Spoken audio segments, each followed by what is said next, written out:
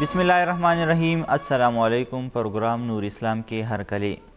د none programme زمونږ موضوع آنلاین کاروبار حواله سره چې آنلاین کاروبار چې نن سبا کم کولی شي په دې ته په اسلام چې کم دی نو په کم نظر ګوري اسلام کې د دې لپاره څه حکم دی او د کاروبار لپاره مونږ سره کومې طریقې داسې دي شرعي چې د هغې لاندې مونږ کاروبار کولی شو، خپل بزنس کولی شو، هغه که آنلاین وي او که نه هغه چې کم دی مونږ په مخامخ باندې خلکو سره کم کاروبار یا تجارت کوو، په دې باندې به خبرې اترې کوو چې دغه نن سبا کومې کمپنۍ راغلي دي په هغې کې آنلاین انویسټمنټ هم په دغه کمپنو کې خپلې پیسې انویسټ کول چې کوم دی داسې دي او د دې نه چې کومه ګټه ترلاسه کیږي دې کې اسلام چې کوم دی نو موږ ته څه وایي، شرعي احکامات موږ ته څه دي، آیا شرعي احکامات موږ پوره کوو چې دغه خپلې پیسې دلته انویسټ کوو او که چېرې موږ خپلې پیسې انویسټ کوو نو چې د هغې کوم طریقه کار دی هغه موږ ته واضحه دی، موږ سره چې کوم لین دین کیږي، موږ سره چې په کوم اګریمنټ باندې موږ خپل پیسې چې کوم دی په هغې کې انویسټ کوو،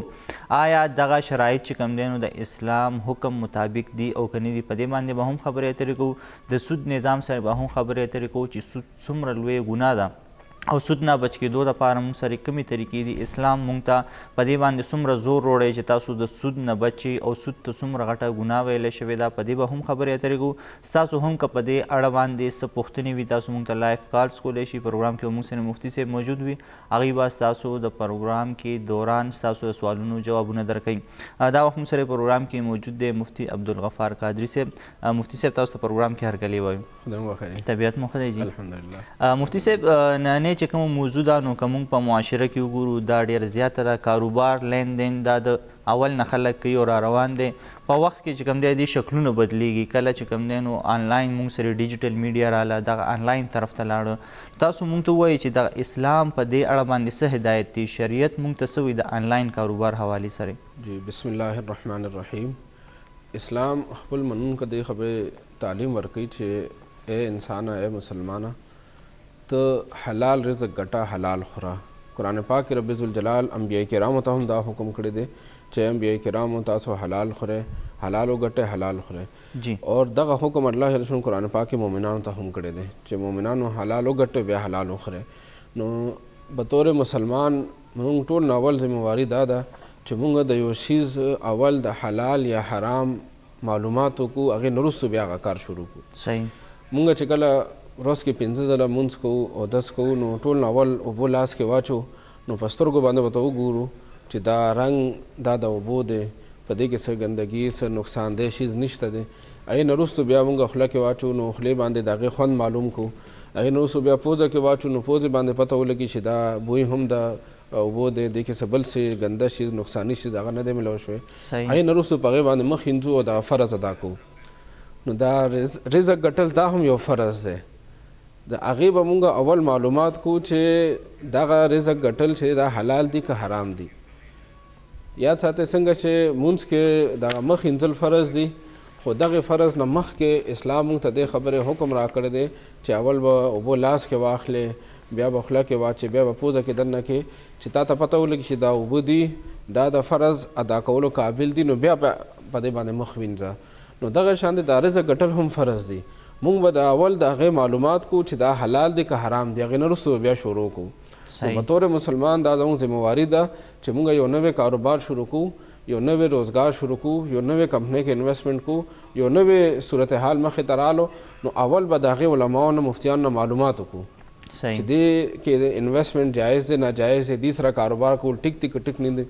صحیح. ډېر خلک داسې دي چې هغوی په دا ګمانو کې چې یار دا خو زموږ د مسلمانانو کمپنۍ ده، دا خو زموږ په معاشره کې کمپنۍ جوړه شوې ده، د دې کاروبار به جایز وي او هغوی په هغې کې انویسټمنټ شروع کړي. چې کله بیا لږ وخت تیر شي د هغې پیسې یو حد ته ورسي نو بیا چې کله خبر شي چې دا خو ناجایز دی، د دې طریقه کار ناجایزه ده، نو بیا د هغې کمپنۍ نه پیسې روباسل ته نفس او شیطان هغه نه پرېږدي چې تا پکې دومره ډېرې پیسې جمع شوي، تا پکې لږ وخت دومره پیسې وګټلې، نو دغه نفس او شیطان بیا هغې کار نه رسو کېدو ته، هغه ناجایز او حرام نه رسو کېدو ته هغه نه پرېږدي. نو ځکه اسلام دې خبرې سبق ورکوي چې کله یو انسان کاروبار شروع کوي، روزګار شروع کوي، یو طریقې باندې پیسې ګټي نو اول به د هغې معلومات کوي. په پټه سترګه دې به یو کاروبار یو روزګار ته لاس نه اچوي، ټول ناول به د هغې د حرام او حلال معلومات وکړي چې کله د پته ولګي چې دا جایز دی دا حلال دی او د دې طریقې کار صحیح دی شرعي قانون مطابق دی هغې نه وروستو بیا دا کاروبار شروع کوي صحیح ځکه چې ډېر خبرې داسې شته چې هغې کې معمولي غونته کې فرق د وجې نه یو کار جایز کیږي او یو کار ناجایزه کیږي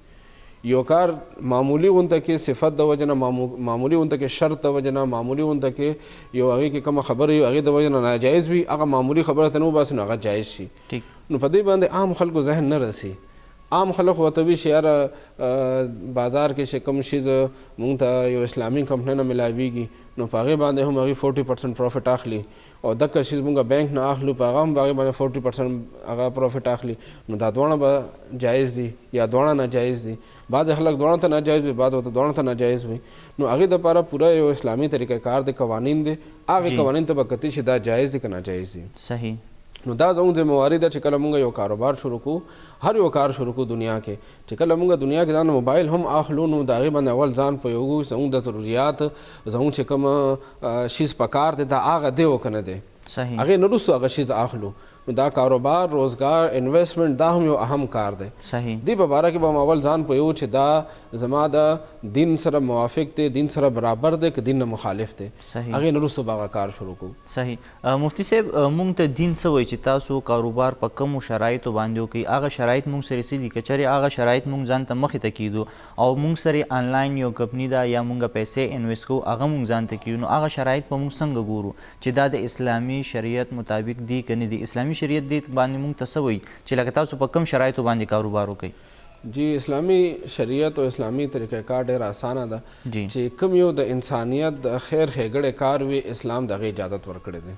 صحیح که کوم یو کاروبار ته اسلام او شریعت ناجایز ویلی دی نو هغې کې به د انسانیت او د انسان به نقصان او تاوان او ځکه هغه ناجایزه کړی دی صحیح یا ته اسلام د هر یو هغې طریقې اجازت ورکړي چې په هغې کې د انسان ګټه وي که بعضې شریعت کوم تجارت ته کوم کاروبار ته کوم نوعیت ته کوم یو طریقې ته ناجایز ویلی وي نو هغې کې به د انسانیت نقصان وي جی لکه مونږ یو شریعت مونږ ته یو قانون بیان کړی دی چې هغې ته غرر وي چې کوم یو بیع کې کوم یو اغستل خرڅولو کې غرر وي نو هغه بیع ناجایز ده هغه بیع ټیک نه ده نو غرر ته موږ پښتو کې دوکه ویلی شو صحیح داسې یو شي چې هغې کې راتلونکي وخت کې دته تاوان کیدی شي صحیح دې نه مخکې هم خلکو سره تاوان شوي وي او دغه سړي ته هم تاوان رسیدی شي نو دغه شانتې دغه دوکه چې کوم یو بیع کې راله کوم یو کاروبار کې کوم یو انویسټمنټ کې راله نو هغې انویسټمنټ نه به انسان ځان ساتي صحیح یو وجه پکې د بیع د ناروا او د هغې نه حرام او د هغې د ناجایز کېدو یو غرر ده صحیح یو پکې دا ده چې سود پکې وي نو سود چې په کوم یو څیز کې راشي نو یاد ساتئ چې هغه سود چې دی هغه الله او د الله رسول سره جنګ دی نو کومه بیع کې سود رالو نو اسلام د هغې بیع نه هم منع کوي صحیح نو هغې به تفصیل انشاءالله کوو چې دا سود څنګه راځي او سود نه بیا څنګه وباسلی شي اسلام د دواړو خبرو انسان له تعلیم ورکوي چې دا جایز دی دا وکړه دا ناجایز دی نه ځان وساته صحیح لکه اسلام صرف دا نه وي چې دا بیع ناجایز شو دا مه کوه دا مه کوه بلکې هغې یو متبادل هم درته ښیي ټیک د هغې سبټیټیوټ درته ښیي صحیح چې ته دغې طریقې باندې بیع کې دا ناجایز ده او دغه خبره ته نه وباسه نو دغه بیع بیا جایز ده صحیح لکه لږ شانته انسان پکې هغه تبدیلي وکړي او د اسلام نه خلاف چې کومه خبره پکې پرته ده هغه ته نه وباسي نو دغه بیع بیا جایز ده نو اسلام ناجایزه هم ښیي جایزه هم ښیي چې کوم یو غلط صفت پکې دی یو غلط عادت پکې دی یو غلط طریقه پکې ده چې هغې د وجه نه انسان ته بل انسان ته انسانیت ته نقصان دی نو اسلام هغه هم پوینټ کوي چې دغه شیز پکې دا ناجایز دی او بیا د هغې وباسلو طریقه هم ښیي نو د هغې متبادل نظام هم اسلام ورکوي چونکې زموږ دین الحمدلله صرف د جماعت سره تړلی نه دی اسلام کې عبادات صرف جماعت سره تړلي نه دي بلکې اسلام کې دغه کاروبار کول روزګار دا هم عبادت دی صحیح اسلام د هغې هم پوره هدایات او پوره تعلیمات هغه بیان کړي دي انشاءالله پروګرام کې به دا بیانو صحیح مفتی صاحب د ډیجیټل کرنسۍ په اړه باندې که تاسو وایئ چې دغه کوم نن سبا ډیجیټل کرنسي په مارکیټ کې موجود ده پای باندې لین دین کیږي کاروبار کیږي څیزونه پرې اخیستلی کیږي خرڅېږي په دې اړه باندې موږ ته اسلام او شریعت څه وایي ډیجیټل کرنسي باره کې هم یو دی کې دغه خبره ده چې د دې چې کوم مالیت دی جی چې یو ډیجیټل کرنسي چې ده پاکستاني 100 روپو سره برابر ده نو د دې پته نه لګي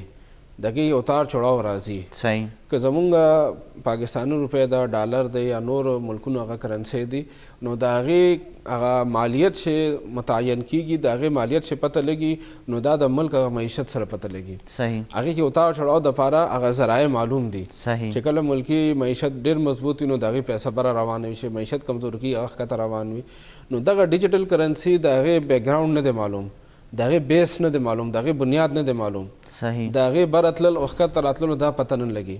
او دویم خبره دا چې د کاروبار د جواز او د هغې د حلال کېدو یو وجه علماو مفتیانو دا هم بیان کړې ده چې هغه په هغې ملک کې رجسټرډ وي. صحیح. حکومت د هغې اجازت ورکړي وي، هغه یو قانوني کاروبار وي. نو دغه ورچوال کرنسي، ډیجیټل کرنسي چې دا یاد ساتئ، دا هم په ملک کې اوسه پورې رجسټرډ شوې نه ده. صحیح. هغه هر یو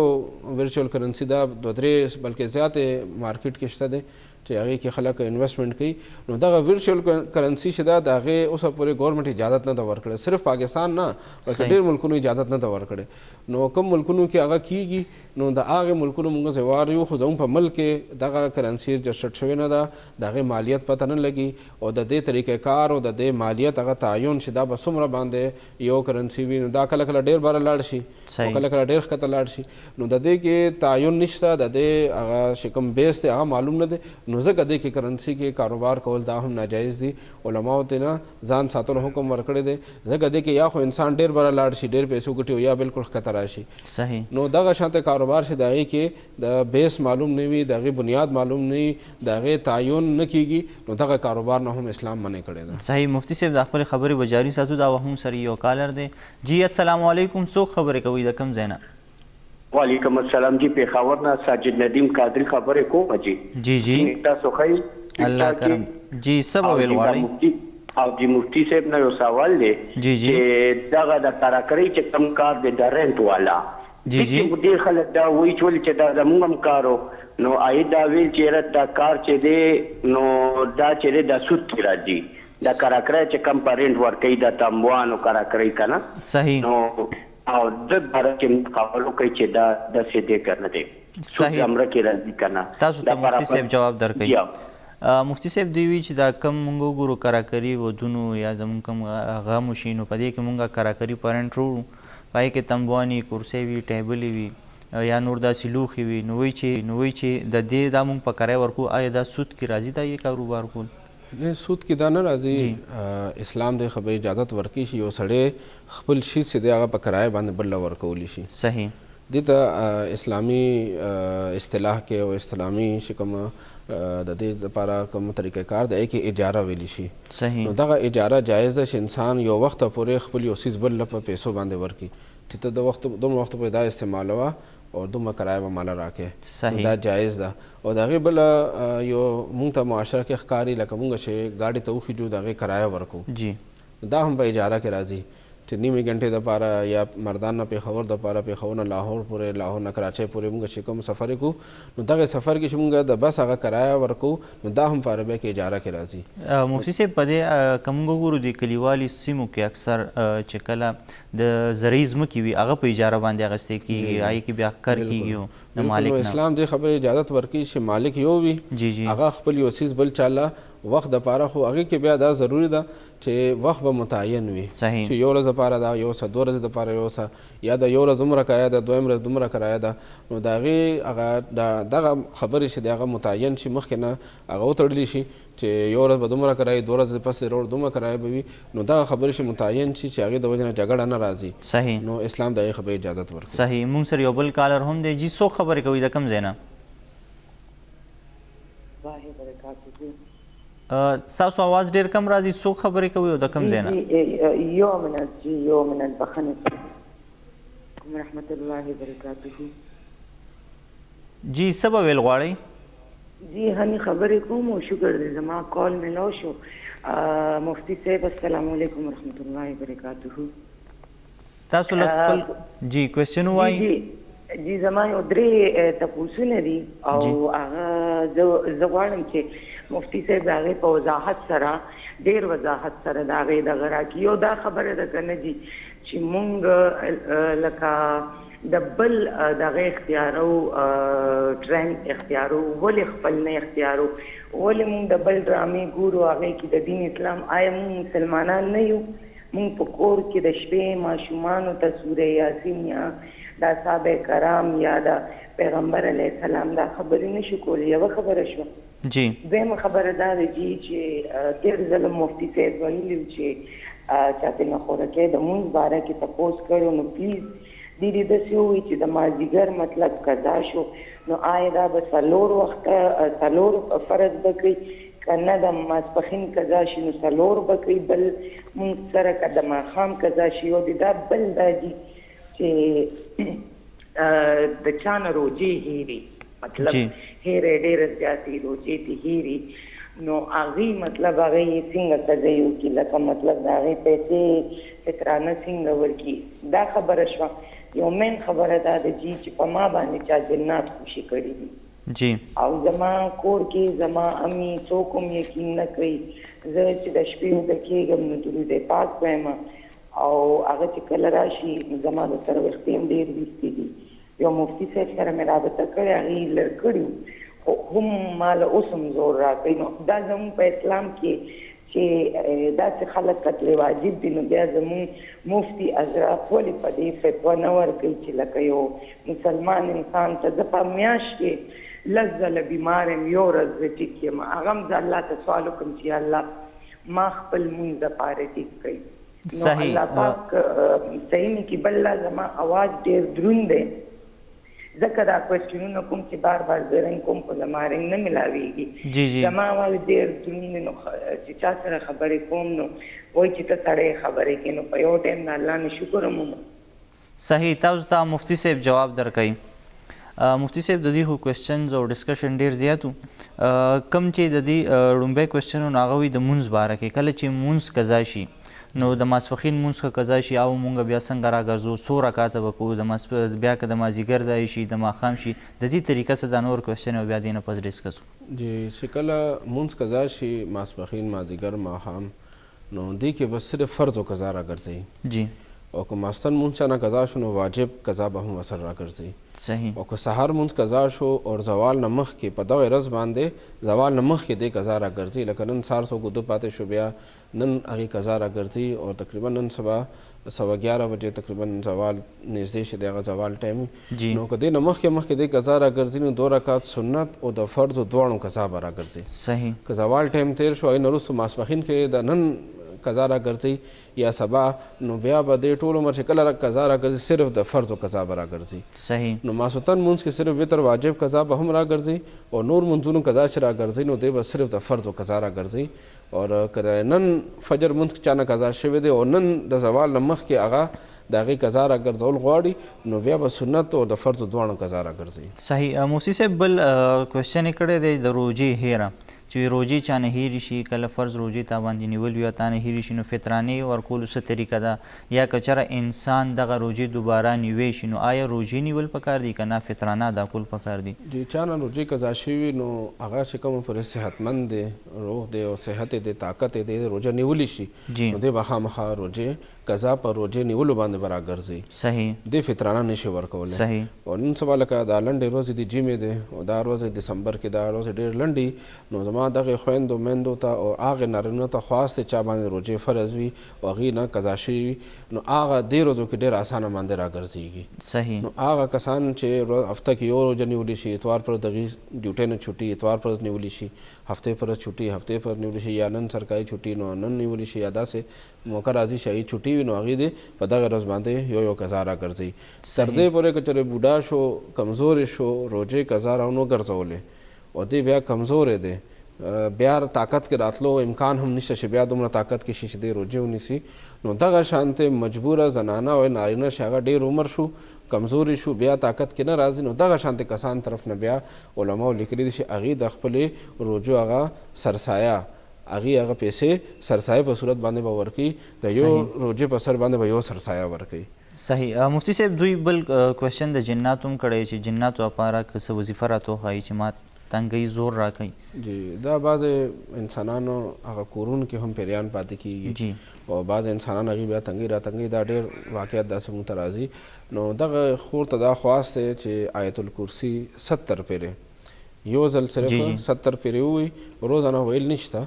یو ځل باندې کینی ځان ته لوښي کې دومره اوبه کیدي چې هغه اوبه د کور په څلور ګوټونو کې اچولی شي. صحیح. او آیت الکرسي 70 پیرې ووایي، هغه اوبه دم کې کور په څلور ګوټونو کې واچي، انشاءالله پیریان نه به خدای پاک بچ کړي. او دې نه علاوه بیا د روزانه دپاره یو وظیفه د آیت الکرسي سهار او ماښام ووځلوي ځان د مینو پیریان نه به بچي انشاءالله. صحیح. دا وخت موږ سره یو بل کالر هم دی. جی څوک خبرې کوي د کوم ځای نه؟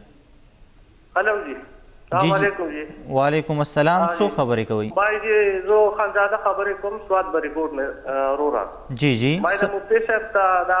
دغه کوم ځان معلومات ته یو 2 سوال کوم. جی جی وایي. یو دا بی سی چې خلک کوي دا بی سی دا کنه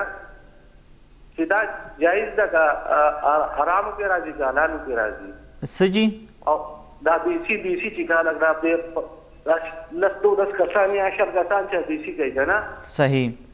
هغه سوال کوم، هغه دې راته ووایه دا بیمه چې دا بیمه چې انشورنس دا بیمه چې دا. صحیح. دې ماته لږ جواب راکړي.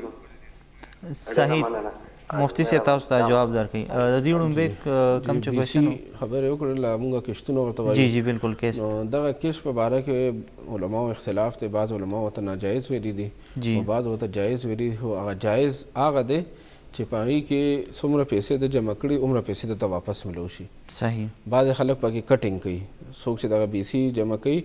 هغه پکې خپله برخه هر میاشت د هغې کس د پیسو نه کټ کوي او بیا هغه له کمې پیسې ورکوي. نو ټول علماو په نسبت باندې داسې پیسې ناجایزه ده. صحیح. چې یو سړی 10,000 روپۍ میاشت ورکوي او 10 کسان دي نو دله پکار ده چې دی 1 لاک روپۍ جمع کړي 1 لاک دی ورته پوره ملو شي. صحیح. او که هغه سړی چې چا شروع کړی د هغه پکې کټینګ کوي هغه پکې 15,000 روپۍ یا 1,000 روپۍ 2,000 روپۍ یا 100 روپۍ کټ کوي نو دغه پیسو په پیسو باندې کمې زیاتې دا ناجایز دی. صحیح. او که پوره پیسې ورکول کېږي نو هغې کې بعض علما وایي چې دا ناجایز دی، بعض وایي چې جایز دی. نو څوک وایي جایز دی نو هغې په نسبت باندې دا ده چې خپلې پیسې ورته واپس راځي. صحیح. نو احتیاط پکار ده چې هغه بیسي واچي چې په هغې کې پیسې ورته پوره میلاویږي. صحیح. مفتی صاحب په دې کې اکثر داسې کېږي چې کله دغه ملګري یا کوم کسان خپلو کې دغه کیستونه اچوي نو چې کله د یو انسان کیس روزي نو په خوشحالۍ کې هغه ته 400 را 500 راکړه کولډ ډرنک یې پرې روغ غواړي یا پې څه خوراک هلته کې روغ غواړي اوکې آیا دا بیا جایز دی چې د هغه په مرضۍ باندې هغه سړی خپل خوښه باندې ورکولی شي. جی د چا اول کې شروخته هغه په خپل خوښه باندې بغیر د زوره بغیر د پابندۍ خپل خوښې نه څه ورکوي یا مرګور باندې څه خوري نو هغه ټیک ده. صحیح. خو مخکې نه دا شرط کېښودل چې دومره به د نظر کټ کومه دومره کټینګ به زما وي دومره به زما موبایل خرچوي زه تګ راتګ کوم تاسو پسې راځم نو دا بیا ناجایز ده. صحیح. ګرانو کتونکو هم په دغه پروګرام کې به مونږ د آنلاین بزنس او د خپل کاروبار حوالې سره خبرې کوو چې مونږ لا کوم کاروبار داسې کول پکار دي چې هغه د اسلامي شریعت مطابق وي او مونږ پې د ګناه نه هم بچ کیږو او خپل کاروبار هم جاري ساتلی شو. په دې به د خپل بحث جاري ساتو. اوس یو وړې شان دمې طرف ته.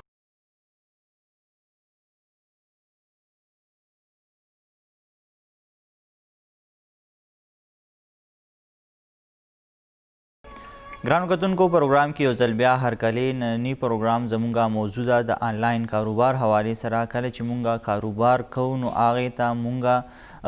کم شرایط دي چې هغه پوره کوو او هغه شرایط چې کوم ته اسلام خولي چې په اسلام کې مونږ ته د کاروبار څه حکم راکړی شوی دی چې تاسو به خپل لین دین او تجارت څنګه کوئ دغه معاملات به څنګه پوره کیږي. او بیا که مونږ وګورو وخت تیرېدو سره کله چې دومره ټیکنالوژي کې ایډوانسمنټ راغلی دی او بیا څیزونه ټول آنلاین تلي کاروبارونه زیاتره اوس په آنلاین کیږي نو دغه آنلاین کاروبار چې کوم دی آیا دا اسلام کې جایز دی که نه دی او که چېرې جایز وي نو دې لپاره کوم شرایط داسې موجود دي چې په هغې کې مونږ خپل کاروبار کولی شو. ستاسو هم که په دې اړه باندې څه کوېسچنز وي تاسو مونږ ته کالز کولی شئ. مفتی صاحب پروګرام کې مونږ سره موجود دی هغوی به ستاسو د سوالونو جوابونه درکوي. مفتی صاحب بریک نه وړاندې یو ملګري پوښتنه کړې وه د کیستونو خو جواب تاسو ورکړو د بیمې حوالې سره هغوی تپوس کړو چې آیا بیمه په اسلام کې جایز ده که نه دې ته چې کوم دی نو هم حرام کتلی شي. جی اسلام د بل انسان ته د ښېګړې تعلیم ورکوي جی چې ستا د لاسه بل انسان ته خیر ورسي خصوصا مور و پلار ته ښځې ته بچو ته. نو دا بیمه هم د اسلامي دغې تعلیماتو مطابق ده چې که چېرې خدای مکړه ځوانۍ کې یو بچی وفات شي نو هغې مور و پلار چې هغه د زوی د هغې د بوډاتوب هغه یو مرسته وه یو د هغې د منډې تلې یو لاره وه هغه وفات شي نو هغې نه وروسته مور و پلار ته د زوی د وجه نه دغه پیسې میلاو شي، بیمې د وجه نه چې کوم پیسې میلاویږي نو دا مور پلار سره د بچي یوه ښېګړه ده. صحیح. او دغه شانته که ځوانۍ کې یو ځوان وفات شي، ښځه ترنه پاتې شي، بچي ترنه ماشومان پاتې شي، یتیمانان پاتې شي، نو دغه خاوند او دغه پلار د خپل دغه ښځې او بچو سره دا یو ښېګړه ده. صحیح. نو اسلام د هغې نه منع نه کوي، خو صرف دومره ده چې د هغې طریقې کار چې د هغه اسلامي پکار دی. د بیمې دپاره داسې طریقه نه ده پکار چې هغه سودي طریقه وي. صحیح. اول کې مونږ خبر وکړه چې د اسلام چې کوم بیع او شرا نه اخیستل خرڅول نه منې کوي، په هغې کې یو سود هم وي، نو سود نه هم اسلام منع کړی ده، هغه حرام د اسلام کې. کومه بیع کې کوم اخیستل خرڅولو کې سود رالو نو هغه سود د وجه نه هغه ناجایز دی. نو چې کوم مونږ اوسه پورې کمرشل سودي دغه کمپنۍ ګورو بیمې والا، نو د هغې کمرشل کمپنو کې د هغې طریقه کار هغه سودي دی. صحیح. نو ځکه بیمه کول پکار دی، خو دوی سره نه دی کول پکار.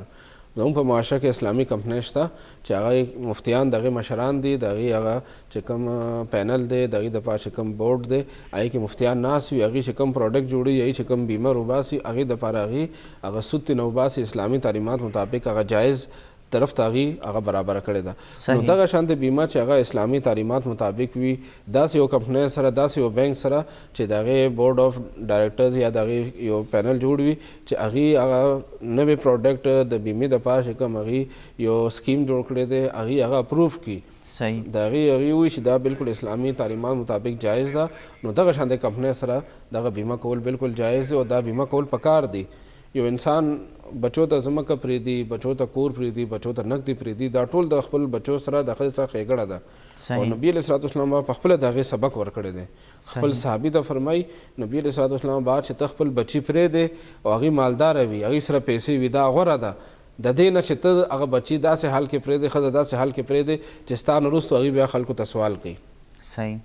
نو نبي علیه صلات وسلام مبارک مونږ ته دا سبق راکړی دی چې پلار له او خاوند له د خپل ښځې او د بچو دپاره پیسې پرېښودله چې پس د مرګ نه د هغې په کار راشي، دا ښه خبره ده. نو بیمه هم دغه شیز دی، خو صرف طریقه کار چې دی هغه د اسلام مطابق پکار دی. صحیح. لکه بیع او شرا د مونږ اخلو بازار نه، نو دا هم د انسان یو ضرورت دی، نو دا به هم مونږ اسلامي قانون مطابق کوو. او چې کله بیا بیمه ده نو دا هم د انسان د خیر ښېګړې او لاره ده، نو دا به هم مونږ اسلامي قانون او طریقه کار مطابق به کوو. صحیح. مفتی صاحب یو بل کوېسچن شوی دی چې کله موږ فریلانسینګ کوو نو د فریلانسینګ نه کمې پیسې ګټلی کېږي، آیا دا جایز دي که نه دي؟ او بل د یوټیوب چینل نه که مونږ پیسې ګټو نو هغه جایز دي؟ فریلانسینګ مونږ چې کومه پورې زما په ذهن کې اوسه پورې معلومات دي فریلانسینګ باره کې، نو هغې دا ده چې دوی به خپل یو اکاونټ جوړ کړي او خپل چې کوم پروفیشنل سکلز دي، د سره چې کوم علم دی، د سره کوم پوهه ده، د سره کوم تجربات دي او د سره کوم کمالات دي، د سره چې کوم کوالټیز دي، هغه به دی هلته پرووایډ کوي. او کوم کسان هغې له بیا کاروبار ورکوي، موږ له دغه کار وکړه، زموږ دغه شیز پکار دی، دا موږ ته را جوړ کړه، یا دغه یو کار دی موږ دپاره دغه شیز سهولت پکار دی، موږ ته څه ویډیو جوړه کړه یا څه موږ ته څه اپ جوړ کړه، اپ وغیره جوړ کړه. نو کوم سړی دغه کار کولی شي، په هغې کې د دغه کار معلوم وي چې دغه کار کول دي او د هغې معاوضه معلوم وي چې دغه دومره معاوضه به درکو، او په دې کې دوکه نه وي، کار کې دوکه نه وي، معاوضه کې دوکه نه وي، دا خبرې کلیر وي، نو دغه شان فریلانسینګ بالکل ټیک دی، د هغې نه پیسې ګټل هم ټیک دی او دا کاروبار هم ټیک دی. صحیح. بل مفتی صاحب د یوټیوب اکثر یوټیوب چینل چې کوم دی نو هغې باندې خلک ویډیوز اپلوډ کوي، هغه چې کله ویوز کېږي هغه خلک ګوري، په هغې باندې ایډز راځي، بیا د ایډز په ذریعه چې کوم دی نو دا کس ته پیسې میلاویږي. آیا د یوټیوب چینل نه پیسې ګټل دا هم جایز دي؟ جی یوټیوب چینل هم نن سبا آنلاین پیسې ګټلو یو لاره ده، او نن سبا ډېر خلکو دغه چینل جوړ کړي دي. نو هغې دپاره هم مفتیانو فتوا دا ده چې د هغې باندې چې کوم اشتهارات لګي، هغه اشتهارات به داسې اشتهار وي چې اسلام د هغې اجازت ورکوي. اسلامي تعلیمات نه خلاف اشتهارات به نه وي. کوم یو شیز چې د اسلامي تعلیمات نه خلاف دی، که هغه په دغه چینل باندې ښودل کېږي اشتهاراتو په صورت کې، نو دغه اشتهاراتو هغه معاوضه بیا ناجایز ده. صحیح. لکه اسلام کې شراب دی یا نور داسې شیونه دي، کوم آیټمز یا نور کوم غلط خبرې دي، که هغه اشتهاراتو کې ښودل کېږي نو بیا د هغه اشتهاراتو د دغې ناجایزتوب د وجې نه هغه پیسې هم ناجایز شوې. صحیح. بل مفتی صاحب دې کې یوازې د اشتهار نه علاوه که چېرې مونږ کم کنټینټ اپلوډ کوو، کم ویډیوز مونږ اپلوډ کوو، آیا هغه هم ضروري ده چې هغه ویډیو دې هم د اسلام مطابق وي؟ بالکل، هغه ویډیوز به هم داسې ویډیوز به وي چې هغې کانټینټ کې د اسلام نه خلاف، اسلامي شریعت او قانون نه خلاف څه خبره نه وي. صحیح. که هغې کې فحاشي وي، که هغې کې اوریاني وي، که هغې کې د دین نه خلاف خبره وي، هغې کې د اسلامي تعلیمات نه خلاف خبرې، نو هغه ویډیو هم ناجایز شو. په هغې باندې که اشتهار کې دغه شیزونه رالو نو هغه اشتهار هم ناجایز شو. صحیح. که کانټینټ کې هغه ویډیو کې په هغې آیټم کې څه نشته خو هغې اشتهاراتو کې دغه شیز دی نو بیا هم ناجایز ده. او که هغه ویډیو کې دغه شیز دی اشتهاراتو کې نشته نو بیا دغه ویډیو ناجایز ده، نو هغې باندې اشتهار چې کوم لګېدلی هغه خو جایز دی، خو ویډیو چونکې بیس ناجایز دی نو ځکه بیا هم د هغې هغه آمدني ناجایزه ده. صحیح. دا وخت مونږ سره یو کالر دی. جی څوک خبرې کوي د کوم ځای نه؟ زه جی امین خبرې کوم د حیات آباد نه. جی جی څه به ویل غواړئ؟ زما جی مشرق ټي وي پوره ټیم ته او مفتي صاحب ته ډېر ډېر دعا سلامونه. وعلیکم سلام. کوېسچن به ستا اوسه وي؟ زما جی کوېسچن د مفتي صاحب نه دا دی چې زیاتر د کورونو کې یا دغه کې د دې ګټر پیپونه یې لاندې هغه د کمرو کې لاندې تلي، ډېر خلک په هغې باندې عبادت کوي، د قرآن ترجمه کوي، دغه کوي، ماشومانو ته سبقونه ښیي. جی. نو آیا چې په دې دوران کې دا څیز چې کوم دی نو آیا جایز دی او آیا د عبادت دغه دوران ټیک دی او د دې نه علاوه دي کوم د خوراک لوښي چې کوم موږ په دې معاشره کې په دې هغه کې وینځو نو آیا هغه اوبه هم د ګټر پیپونو ته ډېرو کسانو هغه کوز کړي، نو آیا دې کې چې دا خوراک دا کوم څیزونه دي او دا کوم ورسره د ګټر کومې اوبه راځي نو دا د دې باره کې جي لږ صحیح. تاسو ته مفتي صاحب جواب درکوي. مفتي صاحب د اکثر مونږ وګورو دغه مسله ډېره زیاته ده، د نکاسۍ چې کوم اوبه وي د هغې پایپونه داسې تلي په دغه ځایونو باندې، بیا پای باندې چې کوم دی نو یا کمره جوړه شوې ده یا د کمرې لاندې مونږ چې کوم دی د کور نورې د نکاسۍ اوبه هغه ویستې وي، نو په دغه ځای کې بیا عبادت کول آیا دا بیا کیږي، دغلته جایز دي؟ بالکل دا یو جدید مسله ده. مخکې چې آبادي کمه وه نو نکاسۍ دومره معاملات او دومره تکلیفونه او دومره دغه مسلې نه وې. جی جی. اوس چونکې آبادي ډېر زیاته شوه نو نکاسۍ دپاره پایپ لاین اچولی کېږي، نالې جوړې کېږي، نو دغه نن سبا یو جدید مسله ده. قدیم فقها چې موږ د فقه کتابونو ته وګورو نو هغې کې د دې مسلې حل شته چې دغې مسلې ته موږ هغې سره کمپیر کړو نو موږ ته جواب میلاویږي. صحیح. قدیم فقهاو لیکلي دي که یو انسان پول د پاسه وي او هلته کې مونځ کوي، تلاوت کوي، هغې نه لاندې نه ګندګي تېرېږي، پول نه لاندې نه،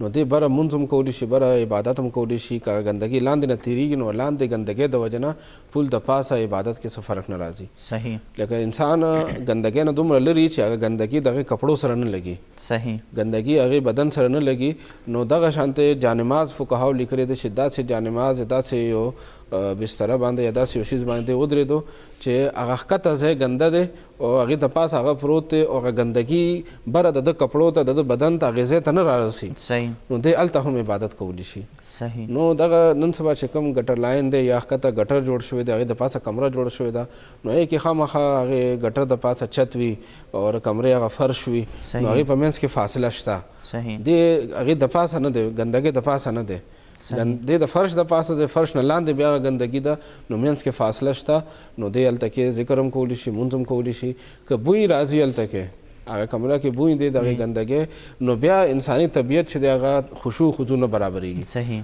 نو بیا انسان هلته کې بل کمرې ته تلل پکار دي، او که بوی نشته او ګټر او هغه ځای بند دی او بوی نه راځي نو بیا عبادت کې څه خبره نشته. صحیح. مفتي صاحب مونږ د آنلاین کاروبار خبره کوو، کله چې مونږ وګورو دلته کې انویسټمنټ چې کوم دی نو په پاکستان کې مونږ وګورو داسې آنلاین کمپنۍ راغلي چې هلته کې خلکو پکې پیسې انویسټ کړي دي په دې پاکستان کې، سپیشلی مونږ وګورو زموږ معاشره کې ارد ګرد چې څومره هم خلک دي هغوی دغه انویسټمنټ کړی دی باقاعده او دا څیز ورځ په ورځ باندې سیوا کېږي، هغوی د پیسو په یو خاص مقدار باندې چې کوم دی نو تا ته پروفیټ درکوي. آیا دغه کمپنو کې پیسې چې کله مونږ انویسټ کړو دا جایز دي او کومه ګټه چې راځي هغه هم جایز ده؟ جی دغې باندې خو زه یو تفصیلي خبر وکړم، خو هغې نه مخکې زموږ د مسلمانانو خصوصا زموږ د پاکستان خلکو ذهنیت طرف ته بلک شانتې لاړ شو چې زموږ په دې معاشره کې داسې اسلامي کمپنۍ ډېرې کمې دي چې هغه ریل اسلامي کمپنۍ وي، هغه یو تصدیق شده داسې یو اسلامي کمپنۍ وي چې هغه خلکو له یو صحیح کاروبار او صحیح طریقې باندې حلال منافع ورکوي. صحیح. نو چې کله دغه کمپنۍ ډېرې کمې دي نو هر انسان دا غواړي چې ماته کاروبار کې منافع ملو شي، هغه کاروبار په خپله نشي کولی، هغه نوکري کوي یا هغه ملک نه بار دی یا هغه په خپله برابر نه دی چې دې کاروبارو کې د سره پیسه شته، نو دی خامخا خپل هغه پیسې یو کاروبار کې لګول غواړي. نو هر انسان په خپل کاروبار کولی نشي او د دا غوړ زما د پیسې اسی پرتی دا انویسټ کوم صحیح نو دغه سوچ خلکو کې وي نو بیا د هغې یو متبادل چې کوم ته بینکونو په ذریعه باندې یا نور معاشره کې کوم کمپنۍ ښکاري نو د هغې کې بیا خلکو عام ذهن دا دی چې هر یو کمپنۍ هر یو بینک چې دی د هغې لین دین هغې کې پیسې انویسټ کول دا سود دي صحیح تحقیق ریسرچ معلومات نشته خو بس خلکو ذهن دا جوړ دی چې یاره بینک کې چې دا پیسې کې خودل دا سود دي هر یو بینک کې سود دي هر یو کمپنۍ کې سود دي نو د هغې ذهن چې دی هغه چې کوم سالډ اور مضبوط اور تصدیق شده کمپنۍ دي اپروف کمپنۍ دي هغې په ځای باندې هغې ذهن داسې خلکو ته لاړ شي چې کوم خلک هغې ته دغه خبره شو کړي چې موږ ستاسو دا پیسې یو اسلامي کمپنۍ کې انویسټ کړو او حقیقت کې هغه هم اسلامي نه وي صحیح هغه هم تصدیق شده نه وي نو خلکو په ذهن کې دغه چې کوم بینکونه یا زموږ چې کوم کمپنۍ دي هغې نه بالکل یو نفرت پروت دی هغې بیا دغه شانتې کمپنۍ طرف ته ځي چې هغې کې خلکو ته ظاهرا دا ښکاره کړي چې دا یو نوم پې مزاربت پروت دی نوم پې د اسلام هغه بیع و تجارت پروت دی نو خلک بیا هغې طرف ته ځي صحیح. موږ ماضي کې وګورو نو داسې ډېر واقعات شوي دي ډبل شاه هغه کیس شوی دی جی جی اور چې کوم یو مفتیانو هغه چې کوم یو معامله چلېدلی وه په هغې کې هغې مزاربت هغه 500 ارب روپۍ هغې کې هغه بند شوی په هغې کې دوکه شوی وه نو موږ ته چې ماضي کې موږ وګورو نو داسې واقعات شوي دي چې په هغې کې داسې یو کمپنۍ چې هغه رجسټرډ نه ده جی جی هغې خلکو نه پیسې اسلام په نوم باندې اخیستې دي او ظاهرا بعضې کسان هغې شو کړي هم د دیندار طبقه ده چې دا موږ سره دي نو خلک هغې پسې لاړ شي چې دې کې خو دغه مشران چې دغه مفتیان دي نو دوی به تښتي نه دوی به ناجایز موږ باندې نه کوي دوی به سود موږ باندې نه کوي نو زموږ د خلکو ته اسلامي کمپنۍ ملو نه شوې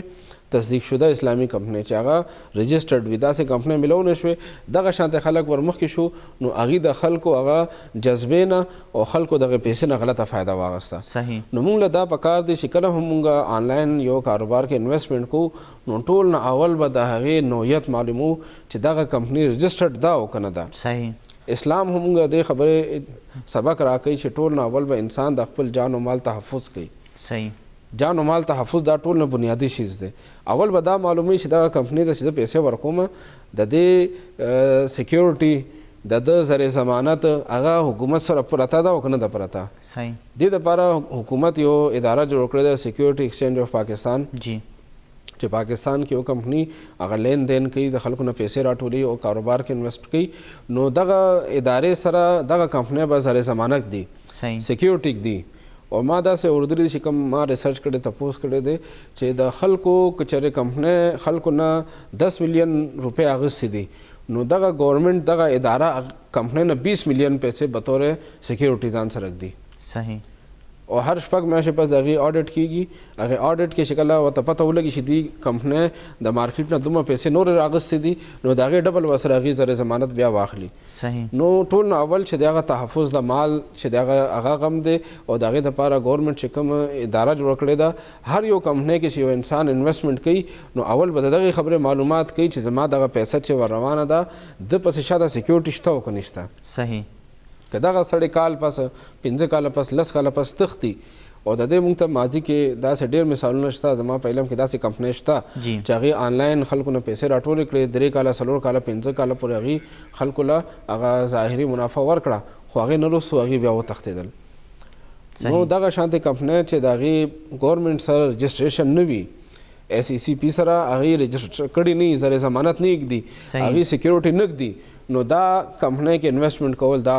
اسلامي نقطه نظر سره دې کې غرر دی صحیح مفتی صاحب په دې به دا خبره جاري ساتو او په دې به هم خبره کوو چې کله دلته کې په پاکستان کې دغه کمپنۍ راغلي او په دې باندې اوس کوم پروفیټ ملاویږي په دې به هم خبرې اترې کوو ګرانو کتونکو تاسو موږ سره اوسئ هم په دې ایشو باندې زموږ دا خبرې اترې جاري دي او په آنلاین بزنس او سپیشلی په پاکستان کې چې کله دا کمې کمپنۍ راغلي په دې کې کم انویسټمنټ کیږي آیا دغه انویسټمنټ چې کوم دی جایز دی که نه دی او په دې باندې کم پروفیټ راځي په دې اړه باندې موږ ته شریعت څه وایي دا خبرې اترې به جاري ساتو اوس یو وړې شان دمې طرف ته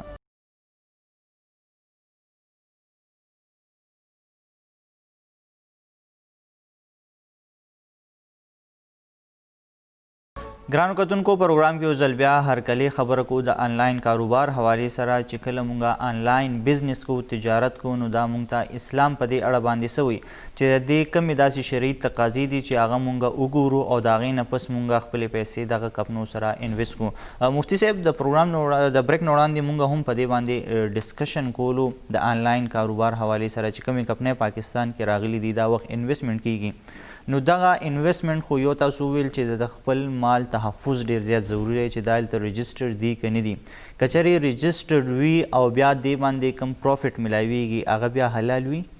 جی دې دپاره بیا نور هم څه شرایط شته چې هغې ته به هم ګورو. هغې نه وروستو د هغې د جواز یا د عدم جواز حلال یا حرام هغه علما بیا هغې جواب ورکوي. د هغې کې یو خبره دا هم ده چې دې کې به کرپټیو کرنسي ورچوئل کرنسی دا چې کومه پروګرام اول کې خبر وکړله دغه کرنسی کې کاروبار نه وي. صحیح. ځکه که چې دغه کرنسی کې کاروبار کیږي نو دغه کرنسی هم پاکستان کې دا اپروو نه ده دا منل شوې نه ده د هغې په جواز باندې او حکومت د طرف نه هم مفتیانو طرف نه هم دې باندې فتوا نشته اجازت نشته. نو که چې دغه کمپنۍ اکثر په دغه کرپټیو کرنسی کې هغې هغه کاروبار کوي. صحیح. او بل دا چې موږ ته چې کوم معلومات کړي د هغې مطابق دا ده چې دغه شان د بعضې کمپنۍ په منی لانډرنګ کې هم ملوث وي. پاکستان هغه پیسه بهر او باسرو کې هم دي دغه طریقې باندې ملوث وي. نو دغه کمپنۍ چې کوم رجسټرډ نه دي نو دغه کمپنۍ کې خو بالکل انویسټمنټ نه کول پکار. رجسټریشن وروستو هم دې کې کتل پکار دي چې دې کاروبار کم یو کوي. صحیح. که دا کمپنۍ خپل کاروبار شو کوي چې ما چې تا نه دومره پیسې واغستې ما دا ستا پیسې دې ځای کې انویسټ کړې کرنسي هغه خپل کاروبار هغه درته ښیي چې ستا دومره پیسې دومره ځای کې ولګېدې هغې نه دومره ګټه راله او په هغې کې ګټه بیا هغې شو کړې وي چې دومره به زما وي دومره به ستا وي. صحیح. نو بیا خو ټیک ده. که کاروبار نوعیت نه دی معلوم چې دې پیسو باندې کم کاروبار کیږي نو یاد ساته بیا هم دغه کمپنۍ کې انویسټمنټ نه دی پکار. ځکه چې نن سبا خلکو کې د خدا خوفي خدای هغه یره هغه کمه شوې ده. اوس زموږ ته دا خبره مخکې نه معلومول ضروري دي چې زه چې بل له پیسې ورکوم په دغې پیسو باندې دې څه کوي. صحیح. ځکه چې قرآن پاک رب ذوالجلال فرمایي چې د ګناه او د سرکشۍ په کار کې یو بل څه تعاون نه کوئ. نو که چېرې دغه سړی په دغه پیسو باندې شراب اخلي هغه خرڅوي یا بل څه داسې ناجایز شیز اخلي هغه خرڅوي چې اسلام د هغې موږ اجازت نه راکوي نو موږ به داسې ځای کې خپل پیسې به هم نه انویسټمنټ کو چې کوم ځای کې دغه کاروبار پې کېږي. صحیح. که ناجایز کاروبار پکې کېږي نو دغه شانتې کاروبار کې پیسې انویسټمنټ کول هم ناجایز دي. نو ځکه نن سبا به خلک پیسې ورکولو مخکې دا معلومات به هم کوي چې زما پیسو باندې کوم کاروبار کېږي. صحیح. که کمپنۍ دا کاروبار شو کړله او هغه جایز و مفتیان رمضان پوهېږي چې دغه زما پیسې دغه ځای کې انویسټ کړي دا جایز دي. که هغه جایز و نو بیا به دغه کمپنۍ کې انویسټمنټ جایز ده او که رجسټرډ ده او هغه بې ځای پیسې لګوي داسې ځای کې لګوي چې اسلام دغه اجازت نه ورکوي نو بیا به هم داسې کمپنۍ کې هغه انویسټمنټ به نه کوي. صحیح. مفتی صاحب بیا چې کله دغه پروفټ راځي هغه خو هم بیا چې کوم دی نو حرام دی. که مونږ وګورو دلته کې د آنلاین کم مونږه کمپنۍ راځي هغې سره انویسټمنټ کیږي د دې نه علاوه نورې پکې داسې کمپنۍ هم شته چې هغه نیټورکینګ کوي چې ته ځان سره چې کوم دی نو یو کس راوله تا ته به دومره د هغه په سر میلاویږي هغه بیا ځان پسې درې نور راولي او هغه درې بیا ځان پسې هر یو کس بل درې راولي. دغه نیټورکینګ چې کوم کیږي دا بیا هم دغه کې راځي. نیټورکینګ چې کوم د دې کمپنو دا طریقه کار دی نو د نیټورکینګ طریقه کار کې یو سړی چې هغه دویم راولي دویم بیا دریم راولي نو هغې اولني ته د دویم هغه پروفټ هم ورکوي دریم هغه هم ورکوي هغه دریم بیا څلورم راولي دې پسې کوم چین جوړ دی شاته کوم چې شاته یو سلسله جوړه ده نو اولني سړي ته د هغې وروستو هغې سلسلو هغه پیسې هم ورکولی کېږي. دا هم اسلام کې ناجایز ده چې خواري هغه دریم کوي په څلورم باندې هغه کمپنۍ ته راولي او ګټه د هغې اول ته میلاویږي. اول خو په دې کې څه خواري محنت نه ده کړې اول چې خواري کړې په دویم باندې کړې ده. صحیح. د دویم هغې خوارۍ چې دویم کمپنۍ ته راوستې دي په هغې باندې صرف یو ځل هغه معاوضه اخیستل هغه جایز دي چې د محنت وکړو د خواري وکړو د یو کار وکړو دغه دویم سړی چې هغه کمپنۍ ته راوستو نو د هغې د جواز علماو فتوا ورکړې ده خو دا نه دی جایز چې دغه دویم چې بیا دریم راولي او هغې دریم هغه پروفټ هم اول ته لاړ شي. صحیح. دا هغه کار دی چې د هغې کې د خواري محنت نه ده کړې او د هغې پیسې میلاویږي. نو اسلام دې خبرې سبق ورکوي چې تاسو خپله خواري وکړئ محنت وکړئ د هغې پیسې وګټئ. صحیح. دا خو د بل خواري هغه محنت دی د بل خواري او محنت هغه پیسې دي دا خو جایز نه دي چې خواري بل څوک وي او ګټه دې ته رارسي. صحیح نو ځکه دغه شانته یو کمپنی چې هغه نیټورکینګ باندې اول ته د دویم هغه ګټه هم ورکړي، د دریم هغه هم ورکړي، څلورم هغه هم ورکړي، دا ټیک نه ده. صرف یو ځل باندې په محنت باندې چې اول کس دویم راوستو د هغې هغه معاوضه اخیستل جایز دي چې د محنت وکړو، د کوشش وکړو دا کس راوستو. صحیح دریم او څلورم هغه بیا ناجایز ده. صحیح. ګرانو کتونکو مونږ به دغه خپل بحث جاری ساتو چې آنلاین کاروبار لپاره کم داسې اسلامي احکامات دي، کم شریعت مونږ ته وایي چې دغه مونږ خپل کو، هغې ته وګورو، په هغه معیار باندې مونږ پوره شو، د نه پس خپلې پیسې انویسټ کړو. دغه بحث جاری ساتو. خو اوس یو وړې شان ته مې طرف ته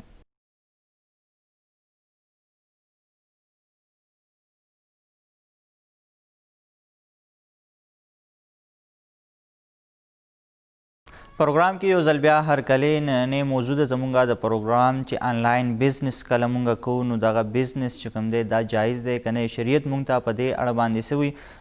مفتی صاحب کم مونږ بحث وکړو په آنلاین انویسټمنټ باندې، که چېرې خلکو دغه پیسې په دغه کمپنیانو کې جمع کړي وي، انویسټ کړي وي،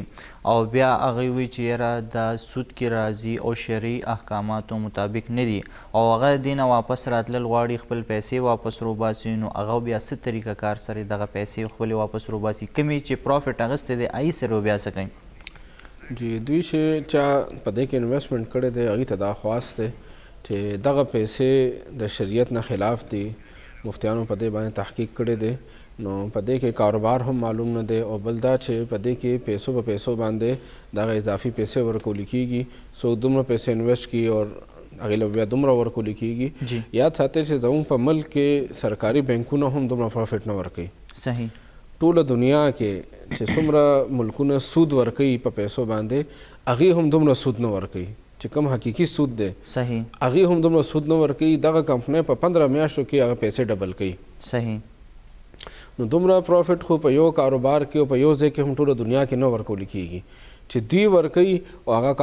کاروبار ښیي هم نه، هغه شیرز ښیي هم نه، هغه طریقه کار ښیي هم نه. دا ټولې خبرې د دې خبرې دلیل دی چې دوی ګورنمنټ څه ځان رجسټرډ کړی نه دی، دوی سکیورټي نه ده ایښې. نو دا د یو بل پیسې دي چې یو پیسې راواخلي بل له ورکړي، بل له راواخلي بل له ورکړي. څه مودې پورې داسې وکړي کراچۍ کې یو کمپني وه هغه وتښتېده، حیدرآباد نه یې وتښتېده، زموږ یو بله کمپني هغه څو هفتې مخکې هغه وتښتېده. نو ماضي کې دغه شانته واقعات شوي دي چې دغه کمپنۍ چې یو لیمټ ته ورسي، یو پیسې ځان ته برابر کړي، بیا تښتي. نو دغه شانته کمپنیو کې انویسټمنټ چې هغه ناجایز دی. دغه خلک چې کوم وروڼه پکې، کومې خویندې پکې هغه پیسې انویسټ کړي دي، هغه خپلې پیسې ته نه روباسي، کومې خپلې پیسې دي هغه پکې ورکړي دي هغه ته نه اخیستې شي. او چې کوم ورته بیا اضافي پیسې ملو شوي دي هغه یا سود دي یا حرام دي یا ناجایز طریقې باندې اخیستل شوي پیسې دي، دغه پیسې دي په خپله نشي استعمالولی. دغه پیسې به دي چې ته یو غریب له ورکړي، صدقې نیت به هم پرې نه کوي، ځکه صدقه به هغه پاک پیسو نه ورکول کېږي، حلال نه به ورکول کېږي. دغه پیسې حلالوالی هغه نشته دی، دا پیسې حرامې دي. نو دغه پیسې به دي بغیر د ثواب نه یو غریب سړی له یو ضرورتمند له به ورکړي. صحیح. او خپل اصل پیسې څومره پکې اچولي دي هغه پیسې دې روباسلی شي، او که هغې ته ټایم وي نو هغه ټایم پورې دې صبر هم کولی شي، کله د دې خپل ټایم پوره شي بیا ورته پیسې کمپنۍ ورکوي، او که هغې نه مخکې کټینګ کېږي نو هغه کټینګ دې برداشت شي او خپلې پیسې ته نه روباسي. ځکه چې ماضي کې داسې مثالونه شته چې دا کمپنۍ تښتېدلې دي، څومره زر دې نه خپلې پیسې روباسي نو خپل پیسې به هم بچت شي. او که چېرې یو کس ځان سره بل کس بوتلی دی دې کمپنۍ ته، نو هغه دې هم پوهه کړي چې زه دې نه خپلې پیسې روباسم او ته هم دې نه خپلې پیسې روباسه. ځکه چې دا د مسلمان شان دی. نبی علیه الصلاة والسلام بار فرمایي چې مؤمن هغه دی چې هغه د خپل ورور دپاره هم هغه شیز خوښ کړي چې هغه ځان دپاره خوښوي. صحیح. نو یو سړی دا نه خوښوي چې زه تاواني شمه، زما پیسې د پکې هغه تباه شي، ما ته حرامې پیسې راشي. نو د بل مسلمان دپاره به هم دا خوښوي چې دا بل مسلمان ورور دا د هم تاوان نه بچ شي، ده ته هم حرامې پیسې لاړ نه شي، د ده کور ته هم حرام لاړ نه شي. نو دی به پخپله به هم پیسې روباسي، او کوم خلک دی بوتلی دي دغه کمپنۍ کې انټر کړي دي هغې ته به هم وشي تم پیسې روباسه. ځکه قرآن پاک کې رب ذوالجلال فرمایي چې تاسو به یو بل سره د ګناه او سرکشۍ په کار کې به تعاون نه کوئ. صحیح. ولا تعاونوا علی الاثم والعدوان. د ګناه او د سرکشۍ په کار کې د خدای او رسول د قانون نه خلاف کار کې به یو بل ته مرسته نه کوئ، نو دې به ځان رسو کوي. صحیح. مفتی صاحب په دې خبره اتره جاري ساتو. دا هم سره یو کالر دی. جی څوک خبرې کوي د کوم ځای نه؟ وعلیکم جی. وعلیکم السلام. شیرزاد حمزه خبرې کوم جی د تیمرګري نه. جی څه به ویل غواړئ؟ اول خو تاسو ډېر زیات شکریا ادا کوم چې په دې مارکیټینګ په دې دور کې بیا هم تاسو اسلامي پروګرامونه کوئ. د مفتي عبدالغفار صاحب ډېر زیاته شکریا ادا کوم مننه چې دومره ښه په وضاحت سره موږ اسلامي ټاپک بیانوي. او بل تاسو نن په آنلاین ټاپک بزنس په حوالې سره خبرې اترې کوئ جی نو پوره معلومات خو موږ ته راغله خو بیا هم داسې کمپنیان شته چې هغه دروغ دعوه کوي چې موږ رجسټریشن حاصل کړی دی او د هغې په نوم باندې د خلکو نه پیسې اخلي. صحیح. او ورځ په ورځ باندې تاسو ته پته بنئ چې آنلاین بزنس کې پیسې د نورو کاروبارونو نه هم سیوا لګي بل د دې رجسټریشن په دغه حواله سره نه کیږي. صحیح. یو وضاحت عوام ته کول پکار دی چې مکمل د دیسیز نه منی شي. بل تاسو خبرو یو ټاپک باندې خبره کړې و تکافل نظام باندې. جی جی. نو تکافل نظام کې چې کم ډیت کلیم ورکړی کیږي یو کس ته پیسې کمې جمع کړي نو هغې ته بیا ډیت کلیم ورکوي چې هغه وفات شي. نو که دغې باندې تاسو لږ رڼا واچوله چې دا ډیت کلیم دوی څنګه ورکړی کېږي تکافل کې یا په انشورنس کې د ډیت کلیم څه فرق دی؟ صحیح. تاسو ته مفتي صاحب جواب درکوي. ټیک دی ډېر مهرباني. جی مفتي صاحب تاسو د هغوی کوېسچنز واورېدل. جی نو دی یو خو دا چې تکافل کې چې کوم دا کمپنۍ دغه پیسې ورکړي دا کم دی نه ورکړي دی وضاحت به ته وکړم. جی جی. دی دا کوم چې تکافل کمپنۍ دغه سیسټم جوړ کړی دی مفتیانو سیسټم جوړ کړی دی نو دی چې کوم کس انټر کیږي په دغه کمپنۍ کې په دغه کمیونټي کې نو هغې دپاره دی هغې دا خبره ایښې ده چې هر یو کس به یو تبرع فنډ کې به خپل طرف نه خپل خوښې باندې انویسټمنټ کوي. جی. تبرع فنډ وقف فنډ دې نه مراد داسې یو پیسې دي چې موږ پښتو کې هغې ته ورورولي وایو جی عزیز ولی وایو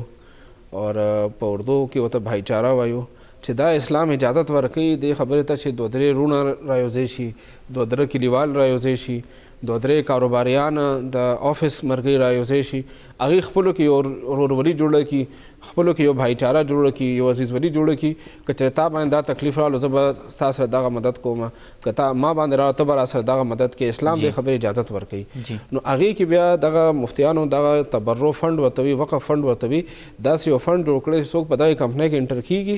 نو هغه به خپل د څومره چې انویسټمنټ دی هغې نه به یو پرسنټیج یو حصه به په دغه فنډ کې اچوي. صحیح. که سبا دغه کمپنۍ کې څومره کسانو حصه اخیستې ده هغې کې یو کس هغه معذوره شو خدای دې نه کړي یا وفات شو نو هغې فنډ نه بیا دغه یتیم بچو سره مرسته کولی شي. صحیح.